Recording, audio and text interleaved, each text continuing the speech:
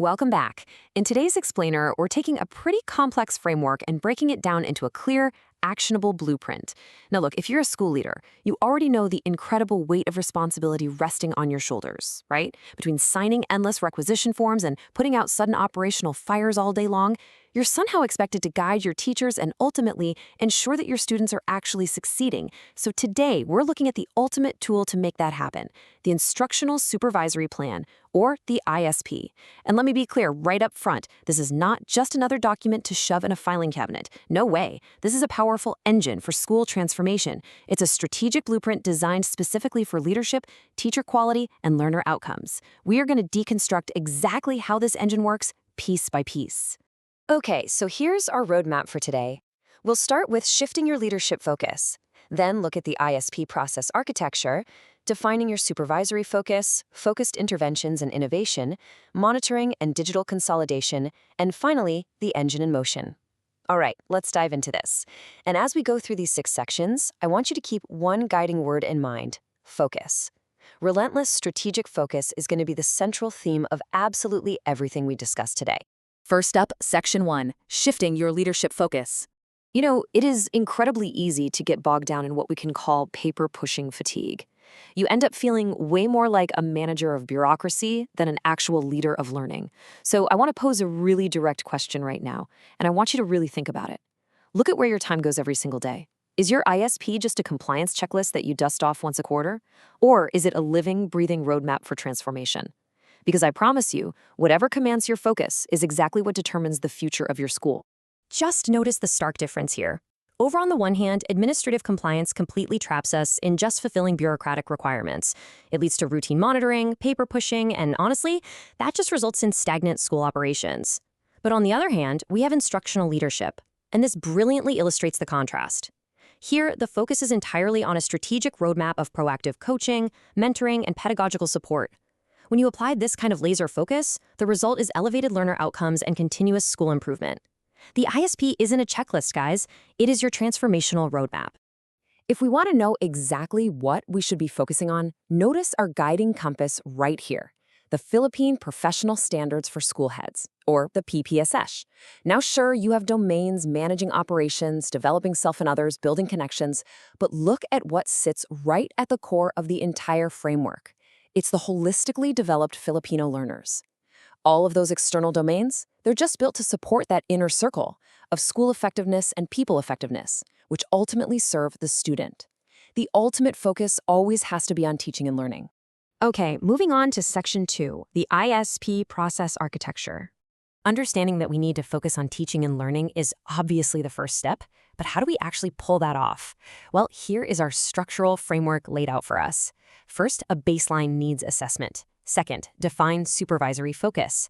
Third, design TA interventions. Fourth, integrate innovation and research. Fifth, establish M&E processes. And sixth, digital consolidation. Think of this as your foundational scaffolding. Every single step builds on the previous one to systematically translate those broad domains into actionable, highly focused steps that actually elevate teacher quality. Which brings us to Section 3, defining your supervisory focus, where we combine those first 2 steps. This is where the magic happens, folks. This is about taking a massive amount of broad data from all across the school and actively narrowing it down to pinpoint specific, high-impact actions. So, step 1 is conducting a baseline needs assessment because data drives direction. Notice the radar chart we have here. On one side, you have the analysis of learner achievement, evaluating current academic performance, key performance indicators, historical data, all that. And then on the other side, you have a self-assessment of leadership needs based on the PPSH.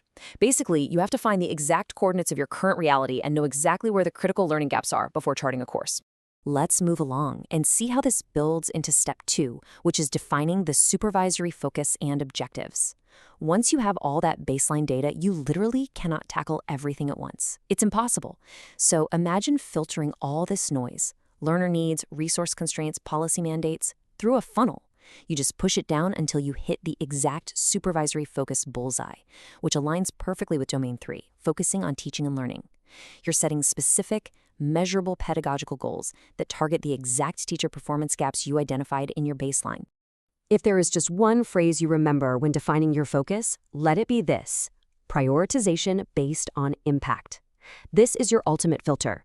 You will always have limited time, you will always have limited resources. Therefore, your focused efforts absolutely must strictly target the areas that will have the highest positive impact on teaching quality and learner outcomes. Period.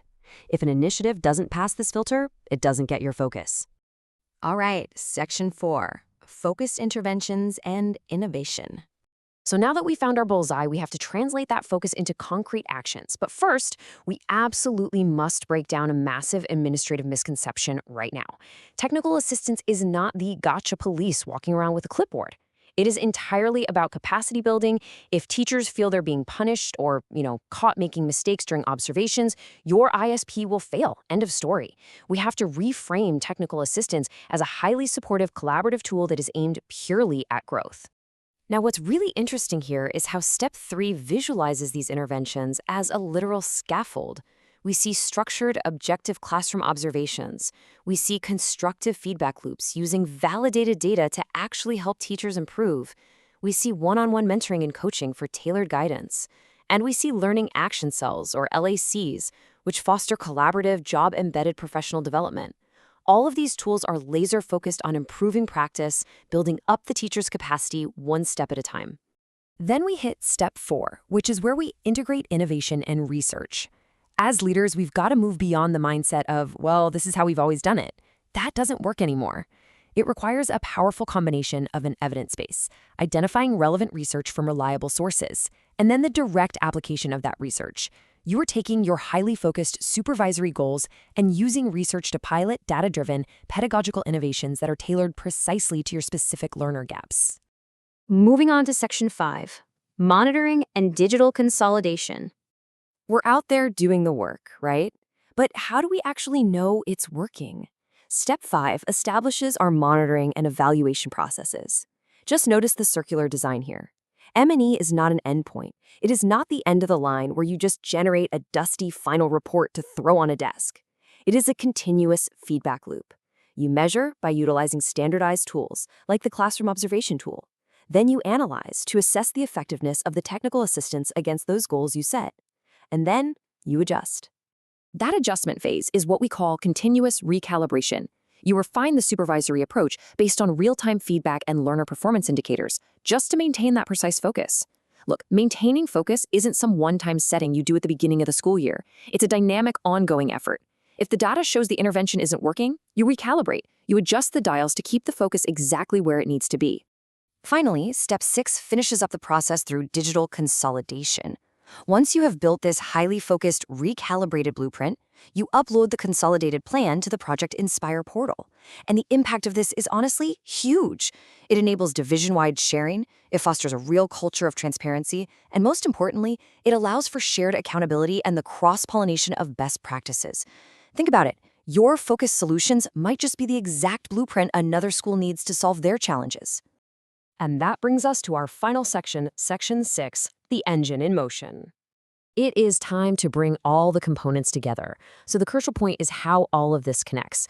Look at these interconnected gears. Steps 1 and 2, needs and focus, turn the gear of leading strategically. Step 3, technical assistance, turns the gears of teaching and learning and developing others. Steps 4 and 5 turn the gear of managing operations. And Step 6 turns building connections. The whole shebang meshes perfectly together.